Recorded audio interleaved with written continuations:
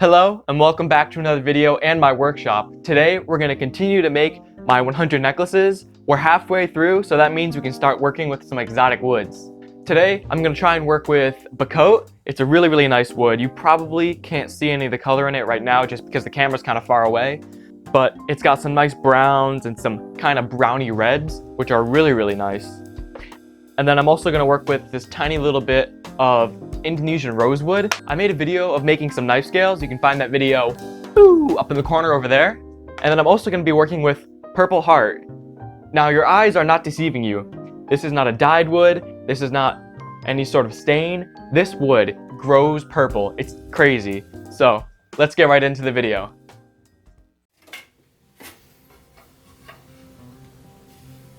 First, I'll mark out the thickness I want the wood to be using my handmade marking gauge.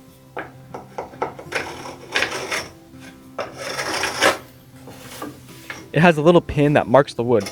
This helps you make saw cuts that are even. I decided to make the width of the blanks half the width of the piece of the Bacote stock.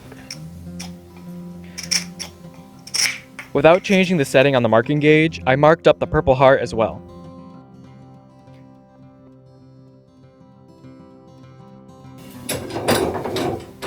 With all the pieces marked up, I could begin the process of cutting the blanks from the rough stock. This is the first time I've used a marking gauge instead of a pencil to make the lines for saw cuts, and I can say that it helped a lot. My cuts were much more square than they have been.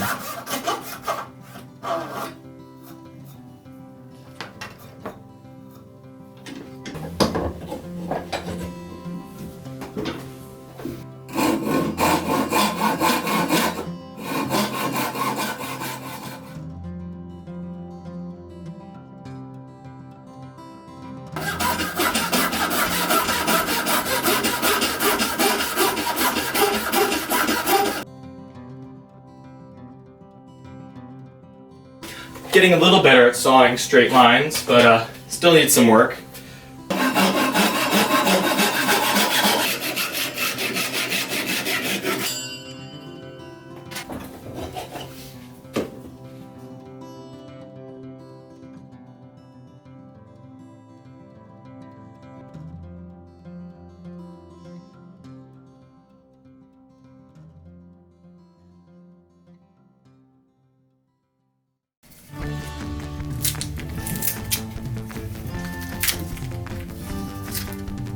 When it came time to sanding, I didn't want to sand away too much of the wood.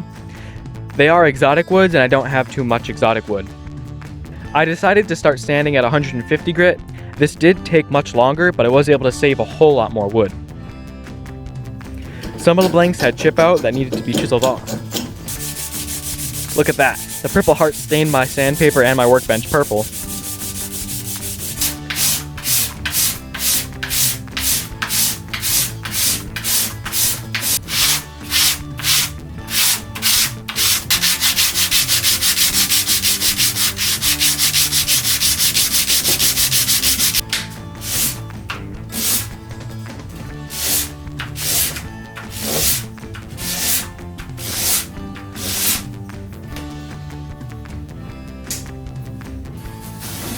This sandpaper is definitely starting to get dull. I should be able to make it through all of the necklace blanks, but after this I'm going to need to switch to a new piece of sandpaper. That thing I'm rubbing against the sandpaper is a rubber stick built for cleaning sandpaper. It pulls any little bits of sawdust out from between the grits. It does not sharpen the sandpaper though, it just kind of pulls everything out of it.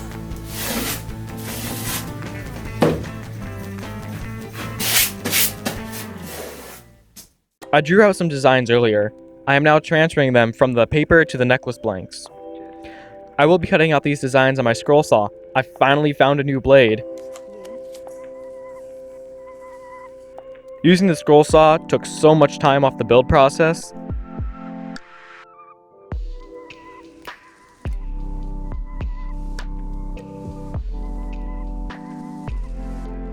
The little scraps that come off the necklaces would be great for earrings.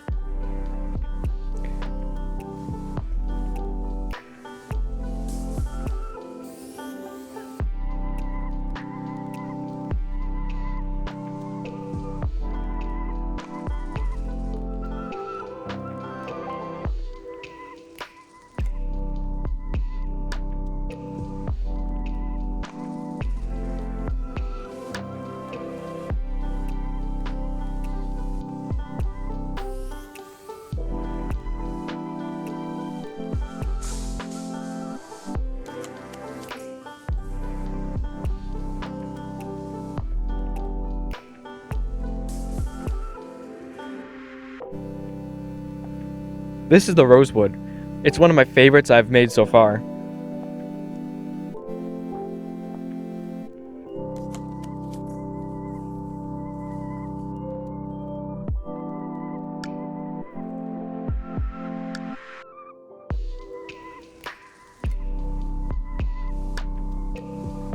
Guess what? It's time for more sanding.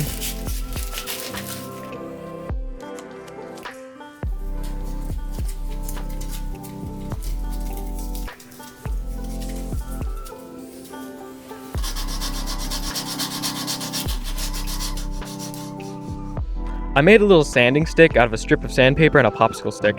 It worked really well for sanding those little curves in the edges.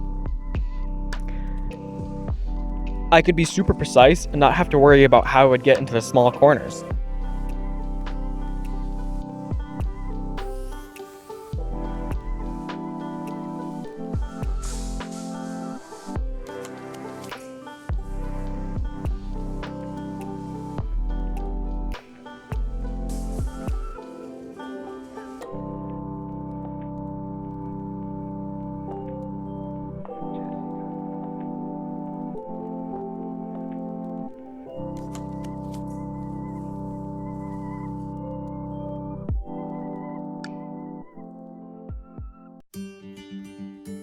Here's a good look at everything sanded. These shapes are like nothing I've ever done before.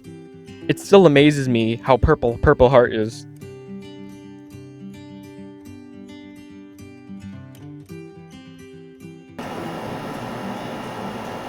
Now we have to use a punch tool to prepare for the drilling.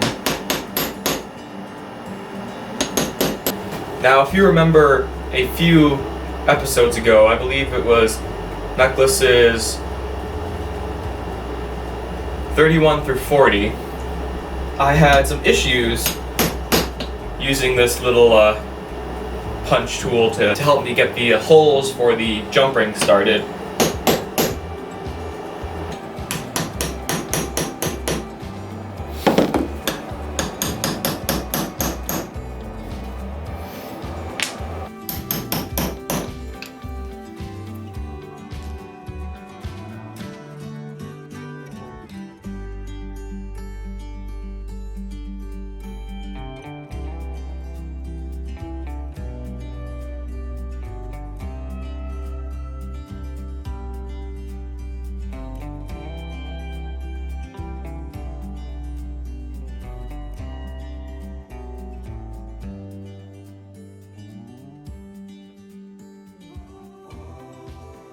After punching and drilling, I did a quick cleanup of some 800 grit sandpaper to give the necklace a smoother finish, and then dunked them in mineral oil.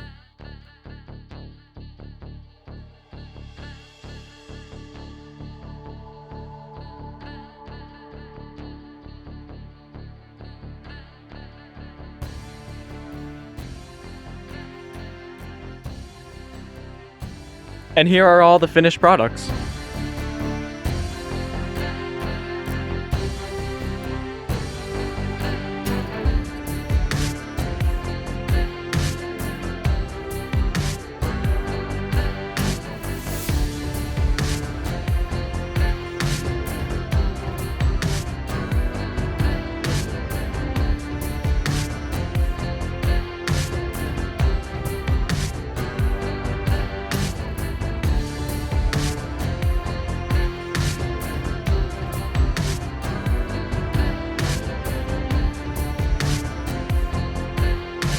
Thank you so much for watching. If you liked this video, please give it a like. If you really love what I'm doing here, feel free to subscribe, and I'll see you in the next one.